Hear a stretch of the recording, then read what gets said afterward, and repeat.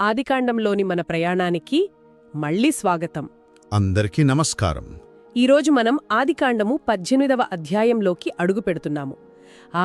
ముఖ్యంగా మొదటి 15 వచనాలను చూద్దాం. ఇక్కడ ఒక అద్భుతమైన సన్నివేశం ఉంది. కాస్త ఊహించుకోండి. మధ్యాహ్నం మండుటెండ.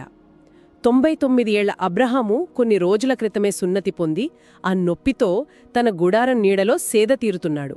అంతా నిశ్శబ్దం. అవును, చాలా బలహీనంగా ఉన్న సమయం అది. సరిగ్గా అలాంటి సమయంలో అనుకోకుండా ముగ్గురు అపరిచితులు కనిపిస్తారు. ఈ సాధారణంగా కనిపించే సంధిపు దేవుని అపారమైన ప్రేమ, మంచితనం, ఆయన గొప్పతనాన్ని ఎలా చూపిస్తుందో ఈరోజు మనం చూడబోతున్నాం. మీరు చెప్పింది చాలా నిజం. ఇది కేవలం ఒక కథ కాదు. దేవుడు తన ప్రజలతో ఎంత వ్యక్తిగతంగా, ఎంత సన్నిహితంగా ఉండాలని కోరుకుంటాడో ఇదొక శక్తివంతమైన ఉదాహరణ. అవును. అబ్రహాము చూపిన ఆతిథ్యం, షారా నవ్వు, దేవుడిచ్చిన అసాధ్యమైన వాగ్దానం, వీటన్నిటిలో మనకెన్నో ఆధ్యాత్మిక పాఠాలున్నాయి. కరెక్ట్. సరే, ఇక కథలోకి వెళ్దాం. మొదటి వచనమే చాలా ఆసక్తికరంగా ఉంది. మమ్రే దగ్గర సింధూర వృక్షముల నీడలో దేవుడు అబ్రహాముకు ప్రత్యక్షమయ్యాడు. ఆ సమయం మధ్యాహ్నపు ఎండవేళ అని ప్రత్యేకంగా చెప్పారు. ఇది కొంచెం వింతగా లేదు? అంత ఎండలో ఎవరైనా ఎందుకు ప్రయాణం చేస్తారు? అద్భుతమైన ప్రశ్న. దీని వెనుక ఒక లోతైన అర్థం ఉంది. యూదుల సంప్రదాయం ప్రకారం అది అబ్రహాము సున్నతి పొందిన 3వ రోజు. ఓ, 3వ రోజా? అవును. సాధారణంగా ఆ రోజు చాలా బాధగా ఉంటుంది. అబ్రహాము శారీరకంగా చాలా బలహీనంగా ఉన్న సమయం అది. సరిగ్గా అలాంటి సమయంలో దేవుడు తన స్నేహితుణ్ణి పరామర్శించడానికి, ఓదార్చడానికి వచ్చాడు. వావ్! ఇది దేవుని అపారమైన కరుణను, ప్రేమను చూపిస్తుంది. అందుకే ఆ అధ్యాయం పేరు హీబ్రూలో వయేరా అంటారు. వయ్యేరా అంటే? మరియు ఆయన కనిపించాడు అని. దేవుడు తనను తానుగా చూపించుకోవడానికి ఇష్టపడ్డాడన్నమాట. ఆయన మన బాధలో మనల్ని పరామర్శించే దేవుడు. అయితే వచ్చినది ముగ్గురు పురుషులు అనుంది. కాని మనం కథ చదువుతున్నప్పుడు అబ్రహాము ఒక్కరితోనే మాట్లాడుతున్నట్టు, ఆ ఒక్కరినే ప్రభు అని సంబోధిస్తున్నట్టు ఉంటుంది. ఈ ముగ్గురు ఎవరు? ఇది కొంచెం గందరగోళంగా ఉంటుంది కదా? కరెక్ట్. ఇక్కడే మనకు ఒక ముఖ్యమైన దైవశాస్త్ర సత్యం బయటపడుతుంది. క్రైస్తవ వ్యాఖ్యానంలో దీనిని క్రిస్తోఫనీ అంటారు. క్రిస్టోఫినీ అంటే పాత నిబంధన కాలంలో ప్రభువైన యేసుక్రీస్తు మానవ రూపంలో ప్రత్యక్షమవడం. ఓకే. దీన్ని ఒక సినిమా ట్రైలర్ లాగా ఊహించుకోవచ్చు. అసలు సినిమా ఇంకా విడుదల కాలేదు, కానీ కొన్ని శతాబ్దాల ముందే ప్రధాన పాత్రధారి ఒక చిన్న సన్నివేశంలో కనిపిస్తాడు. ఆహా, చాలా మంచి పోలిక. ఇక్కడ కూడా అదే జరిగింది. ఆ ముగ్గురులో ఒకరు ప్రభువైన క్రీస్తు, మిగిలినిద్దరూ దేవదూతలు. అందుకే అబ్రహాము ముగ్గురిని చూసినా వాళ్ళ నాయకుడైన ఒక్కరికే సాగిలపడి అదోనాయ్ అంటే నా ప్రభు అని సంబోధించాడు. ముగ్గురిని చూశాడు, కాని ఒక్కరినే ఆరాధించాడు. అద్భుతం. సరే, ఇక అబ్రహాము స్పందన చూద్దాం. ఆయన వయసు 99, నొప్పితో ఉన్నాడు. అయినా సరే వాళ్లని చూడగానే లేఖనం చెబుతోంది పరుగెత్తెను అని. అవును, రాచ్ అంటారు హీబ్రూలో. రాచ్ కేవలం నడవడం కాదు, పరుగెత్తటం. ఆ తర్వాత సాగిలపడ్డాడు. వైశ్చు అనుంటుంది. 99 ఏళ్ల వృద్ధుడు ఎండలో పరుగెత్తటం, సాగిలపడటం. ఇది కేవలం ఆతిథ్యంలా అనిపించడం లేదు. ఖచ్చితంగా ఇది కేవలం సాంఘిక మర్యాద కాదు, ఇదొక ఆరాధన. అబ్రహాము కేవలం అతిథులను చూడలేదు, వారిలో దైవత్వాన్ని చూశాడు. సరిగ్గా అందుకే అంత తొందర, అంత వినయం. గ్రీకులో ఆతిథ్యాన్ని ఫిలోక్సేనియా అంటారు, అంటే అపరిచితులపై ప్రేమ అని. అవును, హెబ్రీ పత్రికలో కూడా ఉంది కదా. ఉంది. ఆతిథ్యము చే మరవకుడి, దానివలన కొందరు తెలియకయే దేవదూతలకు ఆతిథ్యము చేసిరి అన్న మాటకు ఈ సంఘటనే ఆధారం. చూడండి, ఆయన ఎంత వినయంగా అడుగుతున్నాడో. నిజమే. కొంచెం నీళ్లు, ఒక రొట్టె ముక్క అని చాలా చిన్నగా అడిగాడు. అవును, కాని చేసింది మాత్రం ఒక రాజుకు సరిపడా విందు. నీతిమంతులు తక్కువ చెప్పి ఎక్కువ చేస్తారనడానికి ఇదే నిదర్శనం. నిజమే. ఆ విందు వివరాలు చూస్తే ఆశ్చర్యమేస్తుంది. 3 మాణికల మెత్తని పిండి. 3 మాణికలు అంటే దాదాపు 20 లీటర్ల పిండి. చాలా ఎక్కువ. అంటే కొన్ని డజన్ల మందికి సరిపోతుంది. తరువాత ఒక లేత మంచి దూడ, పాలు, పెరుగు. ఇది ఒక చిన్న స్నాక్ కాదు, ఇదొక భారీ విందు. ఇంత భారీగా ఎందుకు? ఇక్కడే అబ్రహాము హృదయం కనిపిస్తోంది. అతను దేవునికి తన దగ్గరున్నదానిలో శ్రేష్టమైనది ఇవ్వాలనుకున్నాడు. ఆ మెత్తని పిండిని హీబ్రూలో సోలెట్ అంటారు. సోలెట్. అవును, ఇది మామూలు పిండి కాదు. ఇది దేవాలయంలో దేవునికి అర్పణలు సమర్పించడానికి మాత్రమే వాడే అత్యంత శ్రేష్టమైన పిండి. ఓ అలాగా. అంటే ఇదొక పవిత్రమైన అర్పణ అన్నమాట. ఖచ్చితంగా. ఒక లేత దూడను వధించడమంటే ఆ కాలంలో అది పెద్ద ఆర్థిక త్యాగం.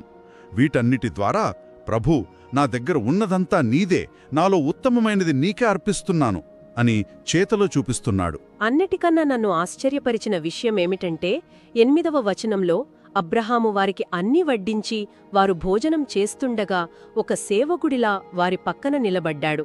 అవును, ఇది చాలా ముఖ్యమైన విషయం. ఆ కాలపు సంస్కృతిలో యజమాని కూర్చుని అతిథులతో పాటు భోజనం చేస్తాడు కదా, కాని ఇక్కడ కులపిత అయిన అబ్రహాము ఒక పరిచారకుడిలా నిలబడ్డాడు. ఖచ్చితంగా. ఇది ఈ కథలో ఒక అత్యున్నతమైన క్షణం. ఇది యేసుక్రీస్తు ప్రభు యొక్క సేవక స్వభావానికి ఒక అద్భుతమైన నీడలాంటిది. నిజమే. యేసుప్రభు ఏమన్నారు? మనుష్యకుమారుడు పరిచారము చేయించుకొనుటకు రాలేదు కాని పరిచారము చేయుటకు వచ్చునుమని. అబ్రహాము తన అతిథులలో దేవుణ్ణి చూశాడు కాబట్టే తన హోదా, వయస్సు, నెప్పి అన్నిటినీ పక్కన పెట్టి అంత వినయంగా సేవ చేశాడు. అంటే మన ఆతిథ్యం, మన సేవ దేవుణ్ణి ఆరాధించే ఒక మార్గం అని ఇది మనకు నేర్పుతుంది. అవును. ఆ విందు తర్వాత సంభాషణ అసలు విషయానికి వస్తుంది. ఆ అతిథులు అడుగుతారు, నీ భార్యయైన షారా ఎక్కడా అని. ఒక్క క్షణం, వాళ్ళు అపరిచితులు. షారా పేరు వారికెలా తెలుసు? అంతేకాదు, అంతకంటే ముఖ్యంగా దేవుడు 17వ అధ్యాయంలోనే కదా ఆమె పేరులు షారాయి నుండి షారాగా మార్చింది. ఈ కొత్త పేరు వారికి ఎలా తెలిసింది? ఈ యొక్క ప్రశ్నతో వారి దైవత్వం రుజువు అవుతుంది. వారు సాధారణ ప్రయాణికులు కారని స్పష్టమవుతుంది. అవును. వారు షారాను పేరు పెట్టి పిలవడం ద్వారా ఆమెను కూడా ఈ వాగ్దానంలో ఒక ముఖ్యమైన వ్యక్తిగా చేస్తున్నారు. ఇప్పటివరకు కథ అబ్రహాము చుట్టూ తిరిగింది. ఇప్పుడు దేవుడు షారాను కూడా తెరపైకి తెస్తున్నాడు. అప్పుడు ప్రభు ఆ అద్భుతమైన వాగ్దానం చేస్తాడు. వచ్చే సంవత్సరము ఈ కాలమునకు నిశ్చయముగా నీ యొద్దకు మరలా వత్తును. అప్పుడు నీ భార్య అయిన షారాకు ఒక కుమారుడు కలుగును. హీబ్రులో ఈ కాలమునకు అనే మాటను కాయత్ చయ్యా అంటారు. కాయత్ చయ్యా అంటే జీవం చిగురించే కాలం. ఇది ఏదో ఒకరోజు జరుగుతుంది అని చెప్పడం లేదు. చాలా ఖచ్చితమైన సమయాన్ని నిర్దేశిస్తున్నారు. కాని మానవ తర్కం ప్రకారం చూస్తే ఇది అసాధ్యం. షారాకు 90 ఏళ్లు, అబ్రహాముకు 100. బైబిల్ కూడా తరువాత రోమా పత్రికలో ఆమె గర్భం చచ్చిన దానితో సమానమని చెప్తుంది. గుడారం ద్వారం దగ్గర ఇదంతా వింటున్న షారా తనలో తాను నవ్వుకొనును అని ఉంది. ఇది సంతోషంతో వచ్చిన నవ్వా? కాదు, అది అపనమ్మకంతో, హేళనతో, నిరాశతో కూడిన నవ్వు. ఆమె తనలో తాను ఏమనుకుందో కూడా లేఖనం చెబుతోంది. నేను బలహీనపడిపోయాను, నాకిక ఈ సంతోషం కలుగుతుందా అని. ఆమె దేవుని వాగ్దానాన్ని తన శారీరక పరిస్థితితో పోల్చుకుంది. దశాబ్దాల నిరీక్షణ, నిరాశ ఆమె హృదయాన్ని ఎంతగా కఠినపరిచాయో ఆ నవ్వులో కనిపిస్తుంది. అయితే ఆమె తనలో తాను అనుకున్నది కూడా దేవునికి వినిపించింది. ఇది కొంచెం భయం వేసే ఆలోచన. మన రహస్యాలోచనలు కూడా దేవునికి తెలుసు. సర్వజ్ఞాని ఆయన. ప్రభు వెంటనే అబ్రహాముతో షారా ఎందుకు నవ్వింది అని అడుగుతాడు. తరువాత ఈ అధ్యాయంలో బహుశా మొత్తం పాత నిబంధనల్లోనే అత్యంత కీలకమైన ప్రశ్న అడుగుతాడు. యెహోవాకు అసాధ్యమైనది ఏదైనా కలదా? ఈ ప్రశ్న ఈ మొత్తం కథకు గుండెలాంటిది. ఇది షారా అపనమ్మకాన్ని సవాలు చేసే ప్రశ్న, మన అందరి విశ్వాసాన్ని నిలబెట్టే ప్రశ్న. నిజమే. హీబ్రూలో అసాధ్యమైనది అనే పదానికి పాలా అనే మూలపదం వాడారు. దీనికి అద్భుతమైనది, ఆశ్చర్యకరమైనది అని కూడా అర్థాలున్నాయి. ఓ కాబట్టి దేవుడు కేవలం నాకు కష్టమైనది ఏదైనా ఉందా అని అడగడం లేదు. ఆయన అడుగుతున్నాడు, నన్నే ఆశ్చర్యపరిచేది ఏదైనా ఈ సృష్టిలో ఉందా అని. సృష్టికర్తనైన నాకే వింత కలిగించే సంఘటన ఏదైనా జరగగలదా అని. వావ్! ఇది మానవ తర్కాన్ని దాటిపోయే ప్రశ్న. కరెక్ట్. జీవం లేని చోట నుండి జీవాన్ని పుట్టించగల దేవుని సృష్టిశక్తిని ఇది ప్రకటిస్తోంది. దేవుడు తన రహస్య ఆలోచనను బయటపెట్టడంతో షారా భయపడిపోయింది. వెంటనే నేను నవ్వలేదు అని అబద్ధం చెబుతుంది. ఇది కూడా చాలా మానవ సహజమైన స్పందన కదా. అవును, భయపడింది. దానికి దేవుడు లేదు, నీవు నవ్వితివి అని చాలా సున్నితంగా గద్దిస్తాడు.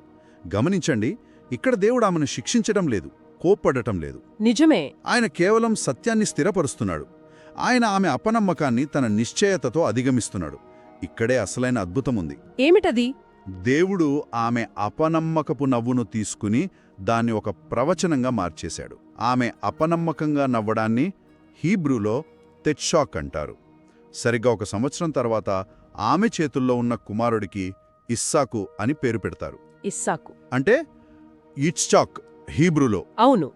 ఇట్చాక్ అంటే అతడు నవ్వుతాడు లేదా నవ్వు అని అర్థం. అద్భుతం.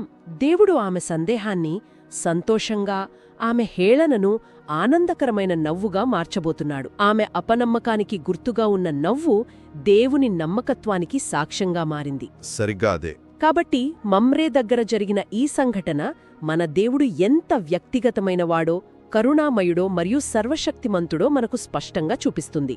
అవును, ఆయన మన బాధలో మనల్ని పరామర్శిస్తాడు, మన ఆతిథ్యాన్ని స్వీకరిస్తాడు మరియు మనకు అసాధ్యమైన దాన్ని సాధ్యం చేయగలడు. చివరగా ఒక ఆలోచన మన శ్రోతల కోసం వదిలిపెడదాం. తప్పకుండా. యెహోవాకు అసాధ్యమైనది ఏదైనా కలదా అన్న ప్రశ్న కేవలం అబ్రహాము శారాల గుడారంలో వినిపించి ఆగిపోలేదు. అది ఈరోజు మన ఇళ్లల్లో, మన హృదయాలలో కూడా ప్రతిధ్వనిస్తోంది. మన జీవితంలో చచ్చిపోయినట్లుగా ఇక ఏ మార్పు రాదు అని మనం నిరాశపడిపోయిన పరిస్థితులు ఏవి? బహుశా అది ఒక సంబంధం కావచ్చు, ఆర్థిక పరిస్థితి కావచ్చు, లేదా మనలో మనం మార్చుకోలేని ఏదైనా బలహీనత కావచ్చు. అలాంటి చోట కూడా దేవుని జీవానిచ్చే శక్తిపై, ఆయన పాల అద్భుతాలు చేయగలడని నమ్మడానికి మనం సిద్ధంగా ఉన్నామా? ఇదే ఈరోజు మనం ఆలోచించాల్సిన ప్రశ్న. మాతో పాటు ఈ లోతైన విశ్లేషణలో పాల్గొన్నందుకు ధన్యవాదాలు.